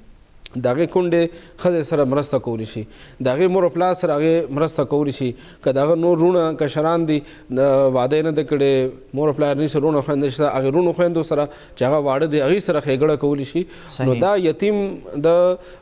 حقوق پوره کولو چې کوم فضایل راغلي کوم احادیثو کې هغه ټول دلته کې راځي. صحیح. د کونډې سره چې مرستې څومره فضایل راغلي دي هغه ټول په دغه تبرع فنډ کې چې څوک پیسې اچوي او بیا د هغې نه د هغې کس سره مرسته کیږي نو دا ټول اجر و ثواب هغه ته ملاویږي. صحیح. د یو غریب ضرورت پوره کولو څومره ثواب راغلی څومره اجر و ثواب راغلی دی هغه ټول اجر و ثواب دغې ته ملاویږي. نو دې دپاره علماو دغه طریقه کار جوړ کړی دی څوک چې دغې کمپنۍ کې انټر کیږي نو هغه به دغه فنډ کې خپل خوښې باندې پیسې واچي. صحیح. او که خدای دې نه کړي دغه کس وفات شو یا بل یو ممبر وفات شو نو هغې فنډ نه بیا هغه پیسې هغه ته ورکولی کیږي. صحیح. د هغه چې کومې پیسې دي هغه پیسې ورته واپس بل ممبر ته نه ورکولی کیږي د بل ممبر هغه پیسې دله نه ورکولی کیږي دغه فنډ نه ورکولی کیږي. صحیح.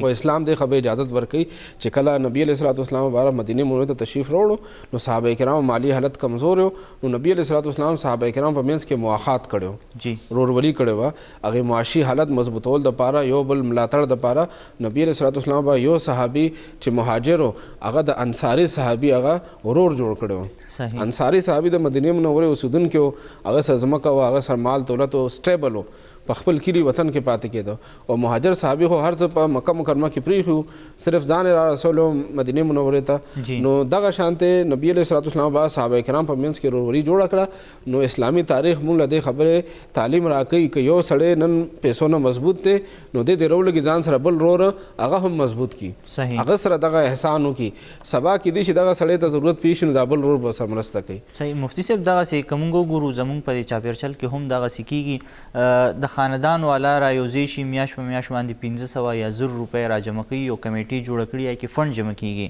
کله چې داسې چرته کې حادثو شي مرګ وشي نو کور والا دغه د میلمنو اریجمنټ ته د خوراک یا د تنبو لګولو بندوبست نی نو هغه کمیټي چې کوم دی دغه فنډ نه بیا دغلته د دې دغه خرچي پوره کوي او یو سیستم تیار کړي هغه هم دغه سره یو شان دغه سره دغه مناسب ده زموږ په معاشره کې زموږ په روایاتو کې کوم خبره موجوده ده دغه تکافل کمپنۍ اکا روایت راغستې دي او هغه دغه یو قانوني شکل ورکړی دی مفتیانو هغه تصدیق کړی دی چې دا بالکل جایز دی دغه طریقې باندې یو مسلمان سره خیر ښېګړه پکار ده او زما خو حکومت ته دا خواست دی چې زموږ په جی مفتی صاحب یو کالر مونږ سره دی په دې باندې خپله خبره جاري ساتو جی څوک خبرې کوي د کوم ځای نه جی څوک خبرې کوي د کوم ځای نه او څه تپوس به کوئ جی تسلیم خبرې کوم کوله خټک نه جی څه پوښتنه کوئ ما کمیټې اچولې ده که نه جی نو هغه 200 روپۍ مې د هغې نه کټ کوم هغه د جومات جوړېږي نو هغې د ټولو په رضا باندې ما ټولو ته ویلي دا زه واخلم نو هغوی وایي بلکل اجازت دی اخلی ترې نه نو ما دې باره کې څه دغه دی او یو بل سوال مې دی جی بل څه دی بل مې زموږ کور سره ځمکه ده نو په هغې ډېره روله ده او حق زموږ کېږي نو هغه په 40 لاک کې خرڅېږي نو موږ سره لږ د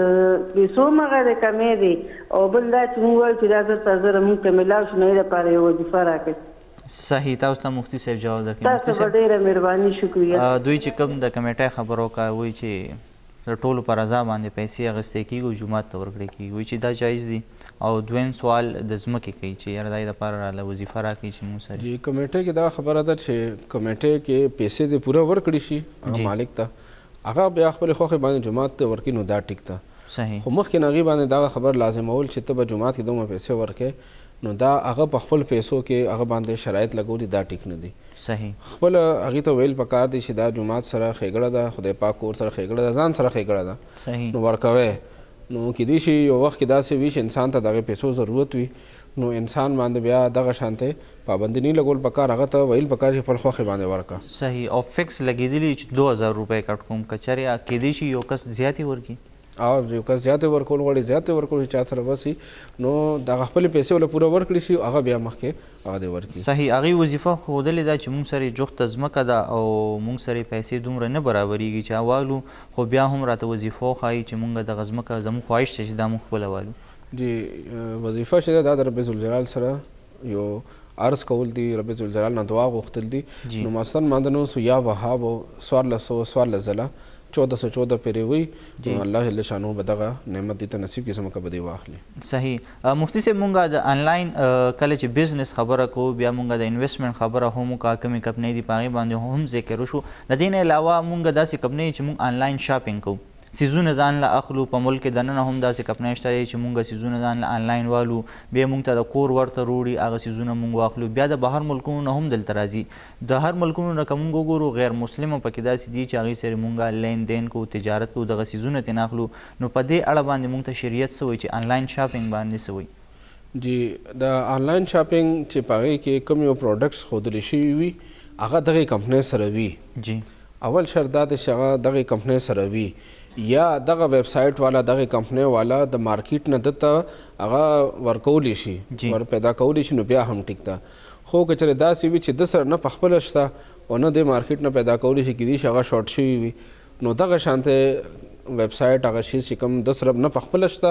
او نه د مارکیټ نه اویلیبل کولی شي نو بیا دغه شیز هغه ناجایز دی او که چېرې د سره پخپله شته یا د مارکیټ نه کسټمر ته وررسولی شي نو بیا پکې یو اهم خبره دا ده چې کوم یو شیز چې په تصویر کې ښودلی شوی دی اکه شیز اکه کوالټۍ والا چې کوم هغې ښودلی شوی شو کړی دی اکه به دې ورکوي صحیح که په هغې کې کوالټۍ کې چینجز و هغې په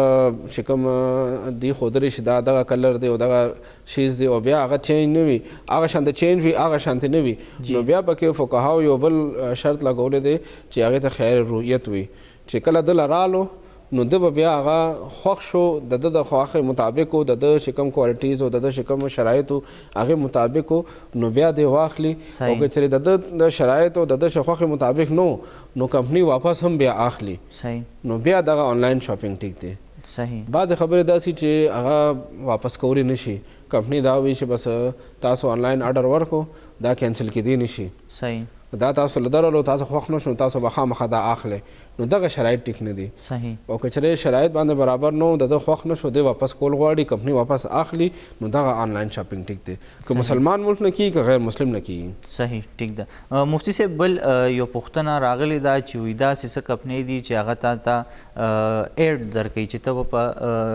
نیټ ته ناست یې هغه ایډز به ګورې په هغې باندې به کلیک کړې د هغې نه پس تا ته چې کوم دی نو منافع راځي آیا وایي دا کتل چې کوم دی بیا جایز وي او دې منافع هم جایزه ده دی ایډ چې کوم باره کې آنلاین ایډز کتلی کېږي او بیا په هغې باندې دی ایډز هم په مفتو کې دا سهولت نه ورکوي بلکې دوی به ورسره رجسټریشن کوي د هغې فیس ورکوي صحیح هغې نه وروسته بیا دا ایډ کتلو دغه موقع دی ورکوي د هغې سهولت ورکوي نو دې باندې هم مفتیانو دا فتوا ورکړې ده چې په پیسو باندې د ایډ کتلو دا حق اخیستل دا هم ټیک نه دی صحیح ځکه چې دا حق اخیستل چې دی دا د دغې موقع په عوض کې دی دا دغې سهولت په عوض کې دی داسې هم کیدی شي دغه سړي څه بیمار شي بل څه وجه شي نیټ ورسره نه بل څه وجه نه دی ایډ سره ونه ګوري صحیح داسې موقع هم راتلی شي داسې کیدی شي چې یو انسان بیمار شو بل څه وجه شوه د ایډ ونه کتل نو د ده پیسې لاړې هغه ختمې شوې صحیح د هغه واپس ریکوري ونه شوه اور دا اسلامی نقطه نظر سره ایډ کتل اور په هغې باندې بیا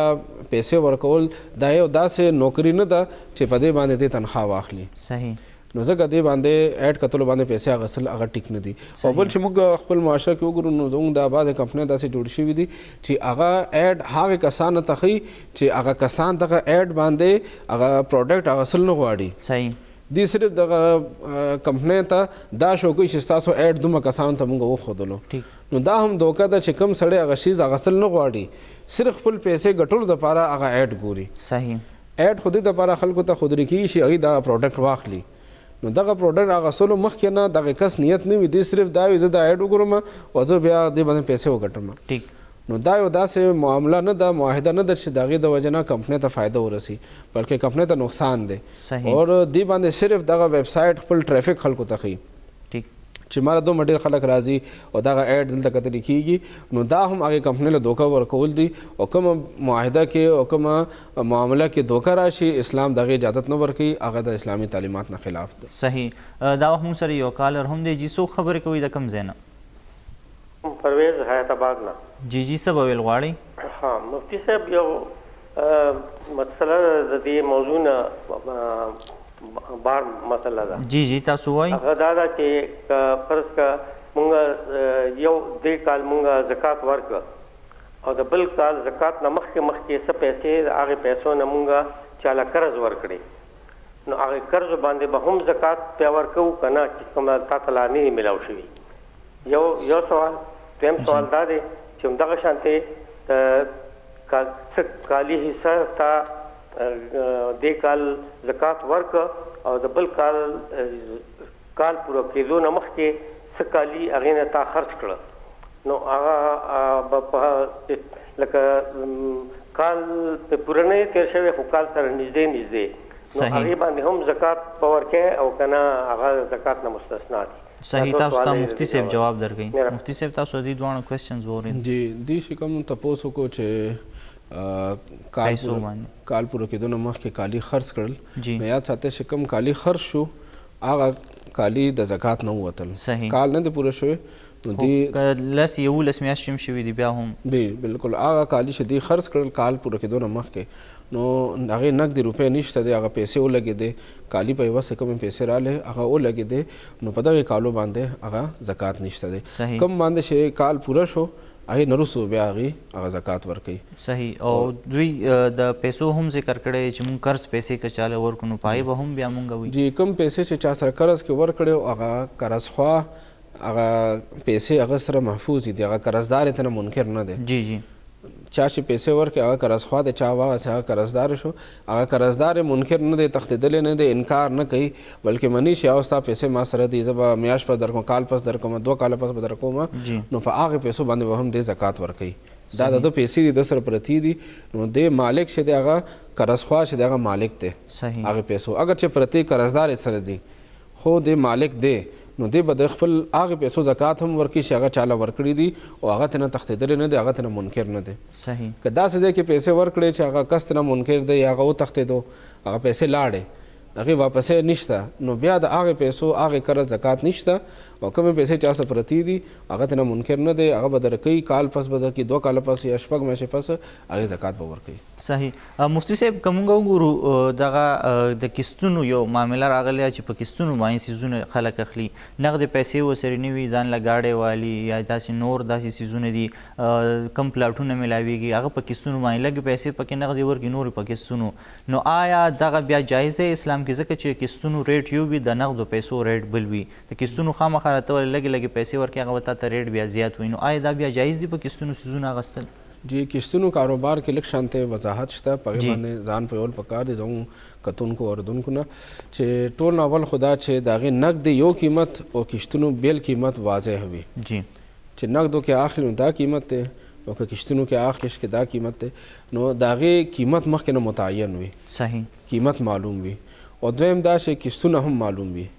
چې 10 کیستونو به کې راکې کال کې به راکې میاشت کې به یو کیست وي دا هم معلوم وي جی او دریم شرط والا فقهاو دا لیکلی دی چې دا خبره به پکې نه وي که کیست لیټ کو نو دومره جرمانه به وي. صحیح. دغه جرمانه دا خبره چې دومره میاشت پس کیشت که 40 ورځې پس ته کیشت راوړو یا 45 ورځې پس کیشت راوړو نو دومره پکې اضافي راکې دا خبره پکې نه نو بیا کیشتونو کاروبار جایز دی. صحیح. ګران کتونکو مونږ به دغه خپل بحث جاری ساتو چې آنلاین کاروبار مونږ له شروع کول پکار دی که نه دي شروع کول پکار او آیا مونږ که آنلاین کاروبار کوو نو دا د اسلامي شریعت مطابق دی که نه دی په دې به خپل بحث جاری ساتو اوس یو وړې شان دمې طرف ته.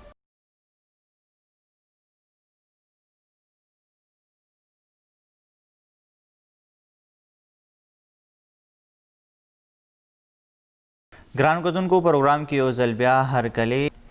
مفتی صاحب دغه کم ډسکشن چې زموږ جاری په دغه کیستونو حوالې سره چې موږ کې ذکر وکړو چې دغه کیستونه باندې څیزونه اخیستل جایز دي خو شایي قیمت چې کوم دی نو مقرر وي د وړاندې نه په دې کې داسې هم بیا راځي چې یو تن دی هغه په کیستونو باندې څیزونه خرڅ کړي او بیا چا باندې چې خرڅ کړی دی د هغه دومره وس نه وي چې هغه دا کیستونه ادا کړي کله دغه کس چې کوم دی نو واپس د ده نه دا څیز الي نو هلته نه په کم قیمت باندې الي آیا دا بیا جایز دي چې د نه په دغه یو قیمت باندې خرڅ کړی دی واپس یې الي یا په بل قیمت باندې الي؟ جی کوم یو شیز چې په کیستونو باندې خرڅ کړی شو جی او د هغې کیستونه پوره شوي نه دي جی پیسې پکې پاتې دي نو دغه زوړ مالک په اکه شیز په نوې ریټ باندې کم قیمت باندې دا نشي اخیستی. صحیح.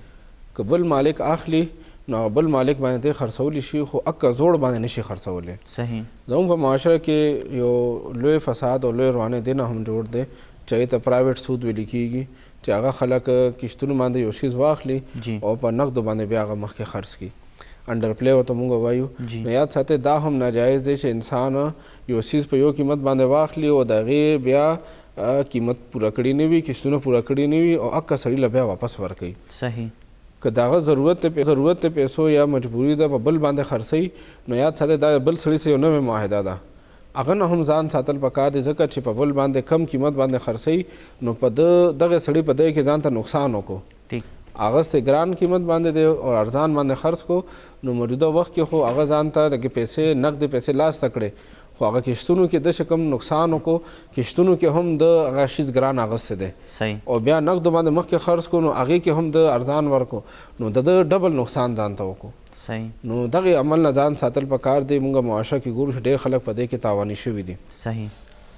نو دغه انډر پلی کاروبار نه ځان ساتل پکار دی دې ته سود دی دا ناجایز دی او دغه شانته هغه شي چې اکه مالک واپس اخلي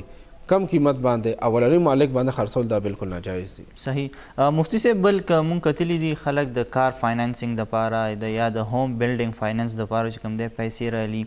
نو آیا دا هم بیا راغستل جایز دي چې خپل ضرورت پې پوره کړي ځان له ګاډی هلی یا کور جوړېدی دپاره چې پیسې راواخلي؟ جی دا کار فاینانسینګ هوم فاینانسینګ یا کوم سکیمونه شروع دي کمرشل بینکونه شروع کړي دي جی نو هغې دا طریقه کار سود دی جی هغې مارکیټ کې هغه ګاډې کمپنۍ له پیسې ورکړي هغې د هغې پیمنټ وکړي اور بیا هغې خپل پرسنټیج چې څومره سود ګورنمنټ هغه طریقه کار دی شرعي سود څومره دی عمره سود چې دی په هغې قیمت باندې هغې ولګي او بیا د هغې کسټمر نه هغه پیسې په کښتونو کې اخلي صحیح او دې په مقابله کې چې کوم اسلامیک بینکنګ سسټم کې کار فاینانسینګ دی نو هغې کې بینک هغه گاډې واخلي صحیح بینک د مارکیټ نه په قیمت باندې گاډې واخلي بینک د هغې مالک شي او بیا په کسټمر باندې هغه شیز ګران خرڅ کړي صحیح او بیا کښتونو کې هغه پیسې اخلي نو اسلام د دې خبرې اجازت ورکړي چې مارکیټ نه یو څیز انسان واخلي او بیا مخکې کسټمر باندې ګران خرڅولی شي خپل پروفیټ ته وباسلی شي دا جایز دی کې دا بیان شوه او هلته کې د هغې چې کوم کمرشل بینکینګ دا سیسټم روان دی هغې کې کم دغه بینک چې دی هغه مخکې سود په طریقه باندې دغه سړي نه پیسې راټولوي صحیح اور اسلامک بینکینګ کې دغه پروفیټ چې کوم اخلي 14% که گورنمنٹ یا 11% دغه شرع سود روان دی نو اسلامک بینکینګ والا هم 11% پروفیټ اخلي خو دغه طریقه کار اسلامي دی صحیح د هغې مونږ ته په احادیثو کې یو سبق ملاویږي نبي علیه صلات والسلام باندې یو صحابي رالو او کھجورې راوړلې ډېر ښایسته کھجورې دې مبارک تپوس وکړو چې ستاسو په علاقه کې ټولې کھجورې دغه شانته ښایسته دي نو صحابي عرض وکړو نه قربان مونږ 2 پیمانې ادنا کھجورې ورکو یو پیمانه اعلی کھجور اخلو صحیح نو دې مبارک فرمایي چې داسې مه کوه دغه یو دو پیمانې کھجورې په پیسو باندې خرڅوه او هغې پیسو باندې بیا یو پیمانه کھجور هغه اخله صحیح نو نبی علیه صلات والسلام سود هم وښودو چې دا سود دی دا ناجایز دی او د هغې سبسټیټیوټ هم وښودلو د هغې متبادل هم وښودلو چې دغه 2 پیمانې په پیسو باندې خرچ کړه او هغه پیسو باندې بیا یو پیمانه واخله خو کھجور په کھجور باندې یو جنس دی دې کې کمې زیاتې شي هغه سود دی صحیح نو اسلام موږ ته جایز هم ښیي ناجایز هم ښیي دا ناجایز دی نه ځان وساتئ دا جایز دی دغه وښیي نو اوس که ظاهري نظر باندې موږ وګورو نو هغه بل صورت کې هم 2 پیمانې کھجورې لاړې یو پیمانه کھجور راله اور دې طریقه کې هم 2 پیمانې کھجور په پیسو باندې خرڅ شوې او هغې پیسو باندې یو پیمانه کھجور واغستلی شوې نو که چېرې ظاهري نظر باندې ګورو دواړو صورتونو کې 2 پیمانې کھجورې لاړې یو پیمانه کھجور راله خو یو چې دی هغه جایز طریقه یو چې دی هغه سودي طریقه صحیح دا هم سره یو کالر هم دی جی څو خبرې کوي د کوم ځای نه السلام علیکم وعلیکم السلام جی څه پوښتنه لرئ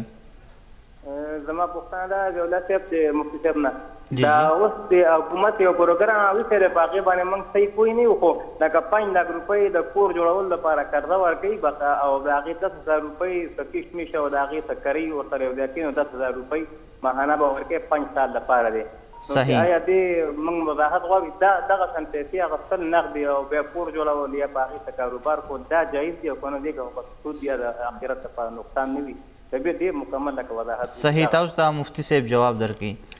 جی چې کوم ګورنمنټ ورکوي نو د دې پوره تفصیلاتو نه زه خبر نه یم جی جی چې دې کې ګورنمنټ اضافي پیسې اخلي دغه کس نه چې چاله حکومت قرضه ورکوي په هغې باندې اضافي پیسې اخلي نو دا بیا سود کې راځي که بلا سود قرضه وي څومره پیسې ورکړې عمره پیسې واپس بیا دغه کس ګورنمنټ له ورکوي نو دا بیا بلا سود قرضه وي نو بیا خو ټیک ده او که په دې باندې سود راځي سود اخلي ګورنمنټ نه خپل څومره شرع سود دی سود پې اخلي نو بیا ناجایز ده دې په مقابله کې اسلامک بینکنګ او اسلامک ادارې هغه ہوم فاینانس کوي نو هغه ہوم فاینانس کې هغې ته نه دغه سود ورباسلی دی صحیح هغې چې کوم کور یو سړی کور جوړول غواړي یا ځمکه اخیستل غواړي په هغې کې کور جوړول غواړي نو هغې کور کې ورسره نیم شیر کې دغه اداره هغه دغه سړي سره هغه شریک شي صحیح اور بیا هغه چې کوم شریک هغه نور برخه ده دغه بینک یا دغه اسلامي اداره په کښتونو باندې دغه سړي باندې واپس هغه برخه خپله برخه په ده باندې خرڅوي صحیح او هغه پیسې ته نه بیا په کښتونو کې اخلي نو هلته کې بیا نیم چې دی هغه اداره مالک شوه هغه خپله برخه په بل چا نه خرڅوي په دې باندې خرڅوي او کښتونو کې دنه پیسې اخلي نو دا بیا جایز ده دلته کې بیا راله او هلته کې چې کوم کمرشل بینکنګ کې ہوم فاینانس لپاره قرضه ورکول کېږي نو هغې قرضه ورکوي 10 लाख روپۍ نو هغې باندې د ګورنمنټ په حساب باندې 2 लाख یا 2.5 लाख روپۍ کم سود دی هغه اخلي نو هغه سودي معاملې د وجې نه ناجایز دی ہوم فاینانس ناجایز نه دی کار فاینانس ناجایز نه دی دا د انسان او د خلکو د خیر ښېګړې طریقه ده خیر ښېګړې کار دی خو طریقه ولا اسلامي پکار ده طریقه ولا هغه پکار ده چې پای کې د نه د کسټمر تاوان وشي او نه د دغه ادارې تاوان وشي. صحیح. اوس کچري ګورنمنټ دغه 5 لک روپۍ ورکوي او په دې باندې اضافي پیسې بیا اخلي نو دا بیا سود کې راځي. که 5 لک ورته واپس کې 5 لک پوره شوي تا په قسطونو کې ورکړي دا بیا ټیک ده خو کچري اضافي پیسې دې ورکړي هغه بیا سود دی. اضافي پیسې چې ګورنمنټ ورسره هغه تړلي وي بعضې خو دې کې د ډاکومنټیشن پیسې وي جی بعضې پکې ګورنمنټ چې دی د دې خپل ټیکسز وغیره ایښي نو هغې په باره کې علماو بیا هم فتوا ورکړې چې ډاکومنټیشن کې کومه خرچه راځي هغې د اضافي پیسې دغه ډاکومنټیشن او دغې خبرې نو هغه ټیک ده خو که چې سود په طور باندې چې دغه پیسې دومره اضافي به په دې باندې راکړي ډاکومنټیشن نه وي دغه چې کوم کاغذي کاروایي کېږي د هغې پیسې نه وي نو دا بیا ناجایز دی. صحیح. مفتي صاحب یو بل ملګري پوښتنه کړې ده چې مونږ سرکاري ملازم یو او جی پی فنډ زموږ نه کټ کېږي نو پای باندې ګورنمنټ چې کوم دی نو بیا انټرسټ ایښي هغه راځي نو دا خو ټول کې مونږ په خپله خوښه باندې نشو کولی نو آیا دغه بیا وی جایز دي؟ جی پی فنډ باندې چې کوم اضافي پیسې ګورنمنټ ورکوي هغې باندې مفتیانو فتوا دا ده چې دا د دغې سړي په خوښه باندې نه وي. دا ګورنمنټ یو رول جوړ کړی دی چې هر سړي نه به کټینګ کېږي او هغې باندې بیا ګورنمنټ کاروبار کوي هغه بیا دته ریټایرمنټ په وخت کې ورکول کېږي نو کوم کټینګ ګورنمنټ لازم کړی دی هغې کټینګ باندې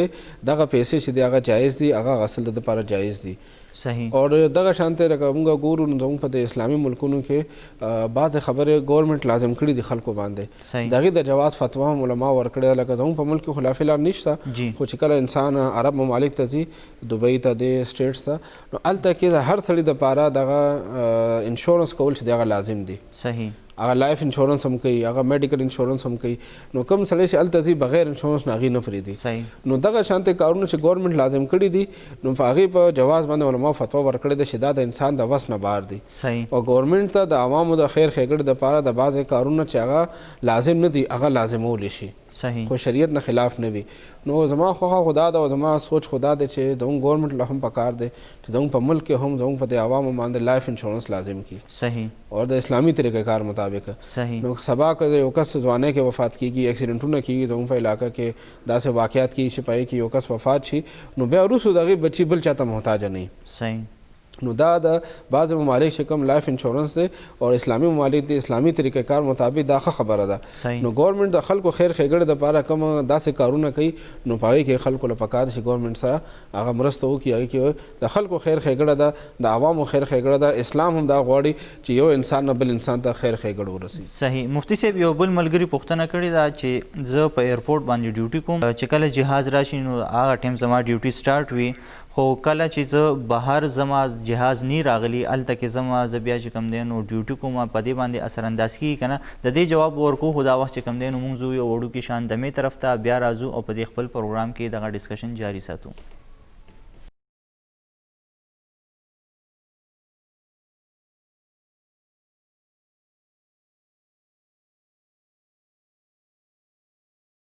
پروګرام کې یو ځل بیا هرکلی مفتی صاحب د بریک نه وړاندې موږ هم دغه خبره کوله یو ورو تپوس یې کړی چې په ایرپورټ باندې زما ډیوټي ده او کله چې جهاز راشي هغه ټایم زما ډیوټي سټارټ شي خو چې جهاز نی نو زه د ایرپورټ نه بهر وتی شم که نه د خپل ډیوټۍ دوران کې جی ډیوټۍ دوران کې د خپل انسان ایماندارۍ تقاضا دا ده چې دلته چې کوم پوینټ ښودل شوی دی کوم ځای کې د ده ډیوټي ده هغې ځای نه دی ونه خوځي اگر چې دغه وخت کې دته ډیوټي سټارټ نه ده دلته جهاز نه ده راغلی د ده کار سټارټ نه دی خو د دلته چې کوم ایسټس دي هلته چې کوم اساسجات دي هلته چې کوم نور شیزونه دي که دی هلته نه وي هغې ته نقصان رسېږي نو د ده باندې هم د ده غاړه بندېږي نو د ده چې کوم ډیوټي کوم دی کې مقرر ده دی به هلته نه بلا ضرورت هلته را نه ځي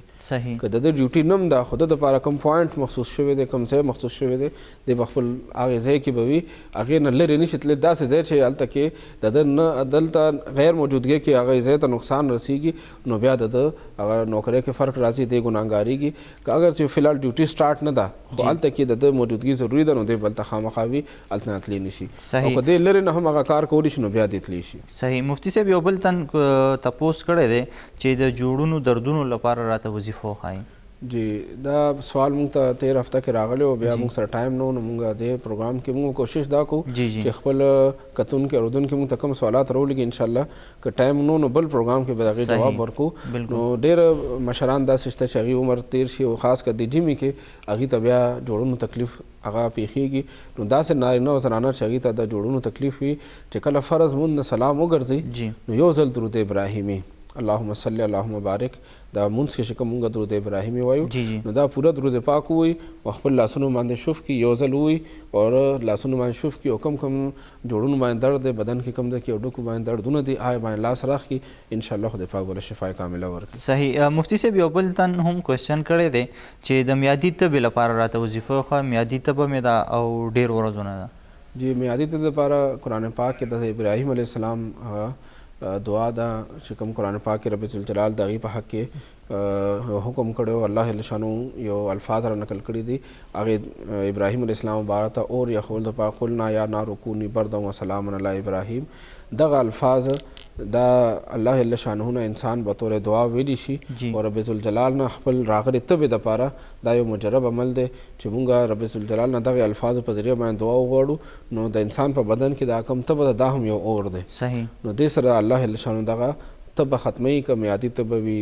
مونږ ورته ستره تبه وایو بار بار بعضې خلکو باندې زر زر تبه راځي نو هغې دپاره دا ډېر مجرب آیت دی 11 ځل ووایي اوبه دم کړي روز کې اوس کړي نو انشاءالله خدای پاک به شفا ورکړي. صحیح. دا وخت موږ سره یو کالر هم دی. جی څوک خبرې کوئ؟ جی زه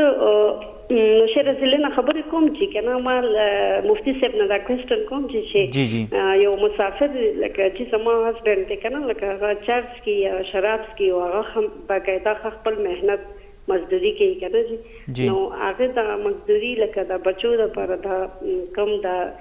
رزق خوړل دا حرام دي که نه حلال دي جي؟ صحیح. تاسو ته مفتی صاحب جواب درکوي. تاسو دوی په کوېسچن پوه شئ وایي چې زما هسبنډ دی هغه بهر ملک کې دی او مزدوري کوي خو هغې سره هغه نشه هم کوي نو دغه چې کوم مزدوري راځي او دغه ماشومان زمونږ یا مونږ چې کوم دی نو کوم رزق خورو نو دا حلال دی که نه حرام دی ځکه چې هغه مزدوري کوي خو نشه یو بیل طرف ته ده. نشه که دا انسان په خپله کوي لکه خلکو عادت نو هغې نشې سره هغه نوکري شي هغه حرامېږي نه. صحیح. نشه د هغه یو خپل فعل دی کومې پیسې هغه حلال طریقه باندې حلال روزګار باندې حلال نوکری باندې دی وګټي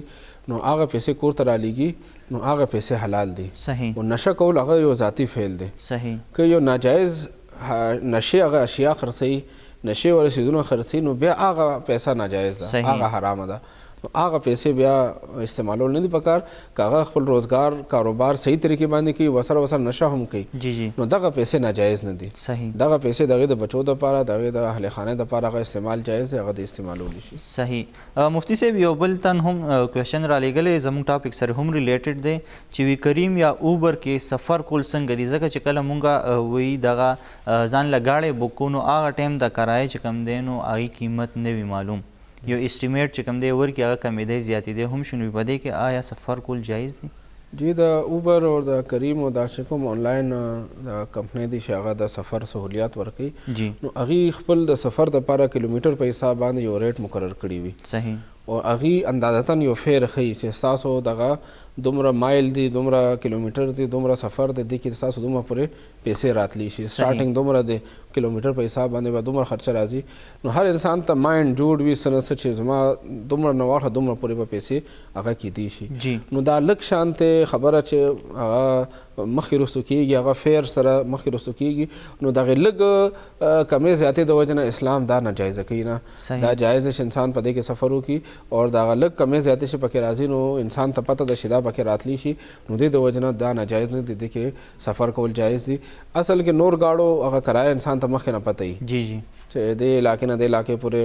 دومره کرایه ده او د دې کې مخکې نه کرایه معلوم نه وي خو د هغې ریټ معلوم وي پر کیلومیټر به دومره وي او سټارټنګ دومره نه کېږي نو څوک چې دې کې سفر کوي نو هغې ته اندازه وي چې دې کې زما دومره نه واخله دومره پورې پیسې راتلی شي نارمل وخت کې نو هغې نه که لږ کم زیات شي نو هغې کمې زیاتې د وجې نه هغه ناجایز نه دي. صحیح. مفتی صاحب یو بل کوېسچن هم راغلی دی چې نن د کرسمس ورځ چې کوم دی نو هغه مانځلی کېږي وایي دغه چې کوم